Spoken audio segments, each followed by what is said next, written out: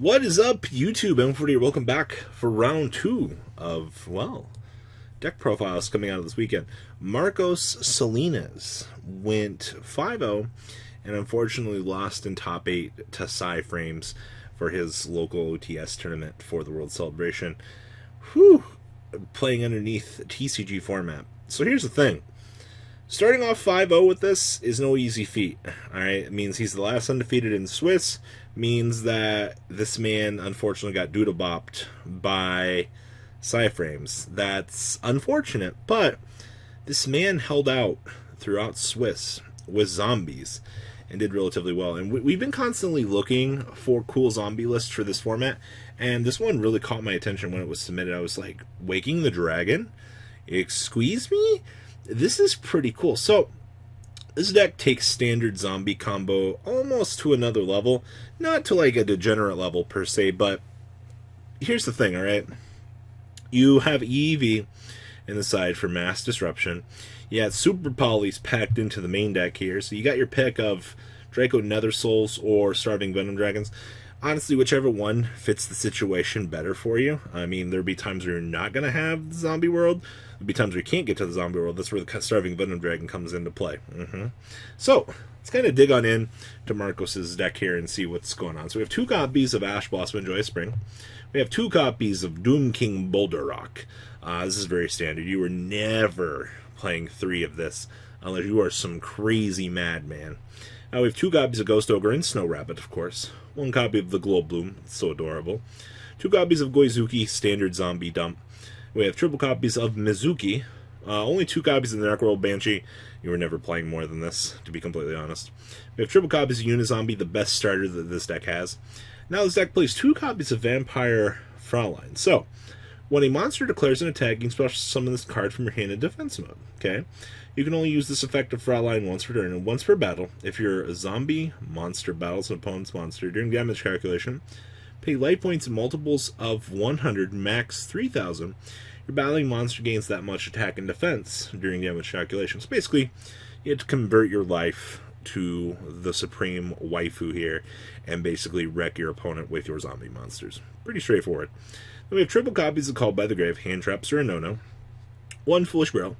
1 Monster Reborn, triple copies of Super Polymerization. Like I said, being able to literally make any sort of degeneracy that you want here for free is so good. And then, of course, triple Zombie World. We have triple copies of Yield Crackdown. Then we have triple copies of Infinite Impermanence, 2 copies of Rivalry of the Warlords, triple copies of Waking the Dragon. Interesting to see that this deck with Exterio getting a little bit of love here. Imagine just hitting this with a Jamming Waves and want your opponent to drop Exterio as a Sky Striker player. That feels real bad. We have 1 copy of Vampire Sucker, 1 copy of Avermax, 1 copy of Cerberus, 1 Equamax, 1 Borreload, 1 Avendread Savior, 1 Ultimate Falcon. Pick your boss monster. We have 1 copy of Red Eye Zombie Necro Dragon, 1 Beals, 2 copies of Starving Venom, 1 Violet Chimera, 1 Exterior, and the 2 copies of the Dragon Necro Nether Soul. Inside deck here we have triple Prankatops, triple Twin Twister, triple Eradicator Epidemic Virus, triple Evenly Matched, and triple copies of Summon Limit. Actually kind of pulling its rank down here in the side deck. Glad to see more diversity. I'm glad to see that, well, zombies are doing something, alright? That warms my heart, honestly. So, kudos to you, Marcus, for doing really well with this and kind of changing the minds, or at least changing mine a little bit. Now, we have a Pendulum Magician list coming in from Ezekiel Ziggy. He said he's played multiple locals with this, and he's been winning everywhere in Florida. And this is basically Endymion with actually seeing Magister in this deck. It's basically for the more suitable version of this, I think, in my opinion. Usually you ever, see 1 of these, 3 of these splashed in regular Pendulum Magicians, but this is more towards the Endymion side of the deck, where you, Magical Abductor getting free counters, by the way, to just get free recruitability. Also, I mean, look at the amount of spells you're packing into this deck. Also, shout out to this card right here, Secret Village of the Spellcaster. I know a lot of decks in this format honestly pack Spellcaster monsters. Yeah, I get it. But in certain matchups, this is pretty much a lockdown card. You pretty much get free games against Sky Striker for no real reason.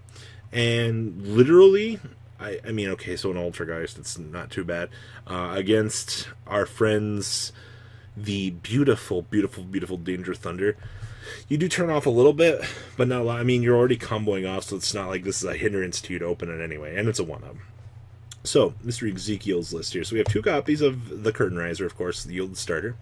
1 copy of the Aether, the evil empowering dragon. Triple copies of the Chronograph Sorcerer, of course. 1 copy of Destrudo. Triple copies of Big Endymion Boy.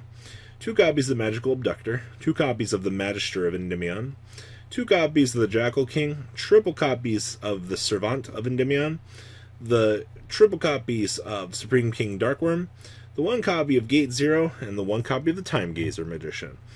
The spells here with triple copies of Lure of Darkness, 2 Dragon Shrine, and 1 Foolish Barrel. Pretty standard, honestly, for dumpability.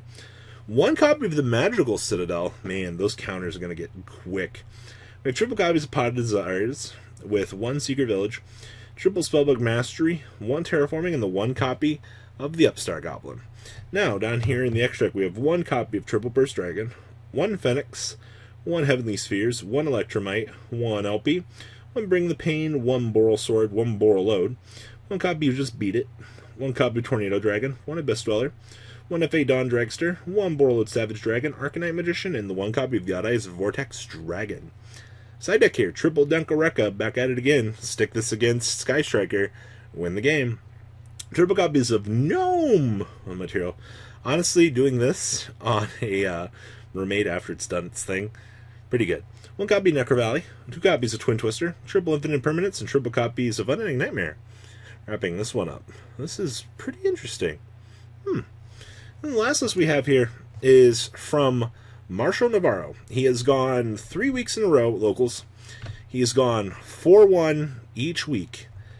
And ladies and gentlemen, this is Endymion and Infernoid. I don't know the last time I've seen this deck actually show up and do something. Imagination Station is one hell of a card. Also, I mean, disruptability at its finest with Lair of Darkness, you know, tributing your opponent's monsters. Draw cards, tribute your opponent's monsters to set, you know, imperms, or a Void Feast. It's pretty good, solid value. So we have the 2 copies of Ahirima, the Wicked Warden.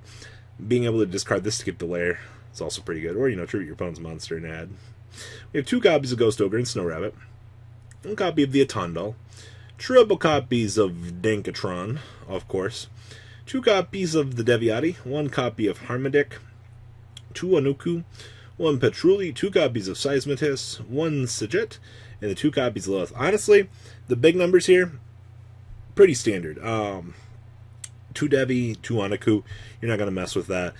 If you play too many Lilith, too many copies of Ahirima, you're just going to run into bricks. And that's not something that you can't afford. When the other 99% of your deck is a brick, you're playing with fire at that point. Triple copies of Called by the Grave. 2 copies of Cosmic Cyclone, LOL, target my 1 opponent's spell card. Just yeet it out of here. Goodbye, multi-roll. We have 2 copies of Lair of Darkness. Triple copies of Extravagance. This caught my attention. This is pretty spicy. Being able to do crazy, interesting draw things in this deck of all things, pretty good. Triple copies of Imagination Station. Just don't hit the good cards off of this, so that this is off. Triple copies of Void Vanishment. We have triple copies of Imperm and triple copies of Void Feast. Wrapping up your main deck here. Down here in the extra deck, we have 2 copies of Wee Witch's Apprentice, 1 Phoenix, 2 copies of The Ablaze, 2 copies of Doolittle Chimera, 1 Boral Sword, 1 copy of the Omega, triple copies of Tiara. Yeah, this is to the extreme in which we've gone to the deck now. We have triple copies of Ints.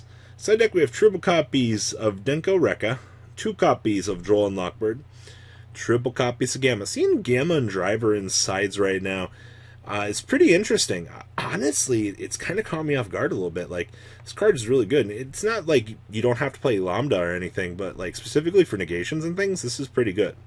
We have triple copies of Sphere Mode, and we also have triple copies of Evenly Matched. Wrapping up Mr. Marshall Navarro's list.